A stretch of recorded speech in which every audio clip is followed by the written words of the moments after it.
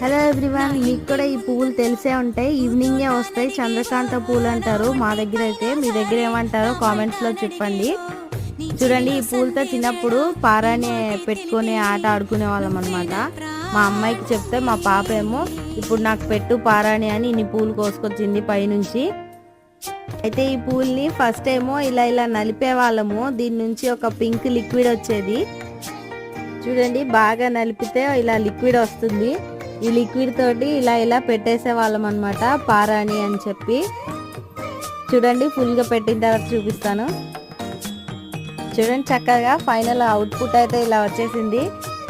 ఎంత బాగా కనిపిస్తుంది అంటే అంత బాగా కనిపిస్తుంది. మీరు కూడా ఇలా చేసుంటే కామెంట్స్లో చెప్పండి. చూడండి, ఈ ఫ్లవర్స్ నలిపి మా అమ్మాయికి పెట్టేలోపు నా చేతులు కూడా పింక్ కలర్లో అయిపోయాయి. ఇంత ఎర్రగా అయిపోయాయి చూడండి.